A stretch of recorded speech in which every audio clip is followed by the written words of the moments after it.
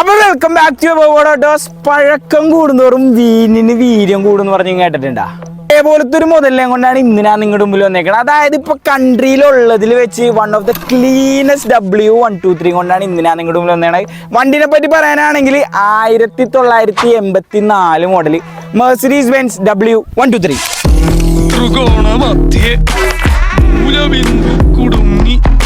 നമ്മുടെ വാഹനത്തിനെ പറ്റി പറയാനായിട്ടാണെങ്കിൽ 1984 ഇമ്പോർട്ട് ചെയ്തേക്കുന്ന ഒരു മെർസിഡീസ് ബെൻസ് W123 240D എന്ന് പറയുന്ന വേരിയന്റ് ആണ്. 300Dയുടെ ബാഡ്ജിങ് ചെയ്തിട്ടുണ്ടെന്നുള്ളൂ.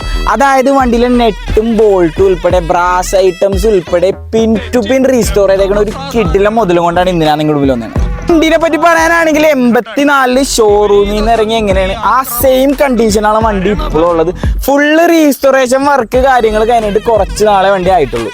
223യുടെ എക്സ്റ്റീരിയർ ഭാഗത്തേക്ക് നോക്കുകയാണെങ്കിൽ നല്ല പുത്തൻ പെയിന്റ് ജോബ്, അതേപോലെ തന്നെ head light wipers, 4 wheel disc brake, പുത്തൻ ടയേഴ്സ് കാര്യങ്ങളെല്ലാം ഉണ്ട്. അപ്പൊ നമ്മുടെ വണ്ടിയുടെ ഇന്റീരിയേഴ്സിന്റെ ഭാഗത്തേക്ക് നോക്കുകയാണെങ്കിൽ AC, പവർ വിൻഡോസ്, ഒന്നും പറയാണ്ട് പവർ സ്റ്റിയറിംഗ്, നല്ല പ്രീമിയം ലെതർ ജോബ് കാര്യങ്ങളെല്ലാം നമ്മുടെ വണ്ടിയിൽ ചെയ്തിട്ടുണ്ട്. പിന്നെ വണ്ടിയുടെ പേപ്പേഴ്സിന്റെ ഭാഗത്തേക്ക് നോക്കുകയാണെങ്കിൽ 2030 വരെ പേപ്പേഴ്സ് കാര്യങ്ങളെല്ലാം നമ്മുടെ വണ്ടിക്ക് അവൈലബിൾ ആണ്.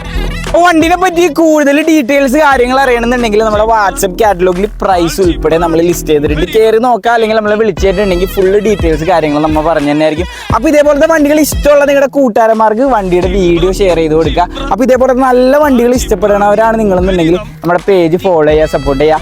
അടുത്ത വീഡിയോയിൽ ഇതുപോലത്തെ കുറേ നല്ലധികം വണ്ടികളായിട്ട് കാണുന്നവരെ ഓക്കെ ബൈ.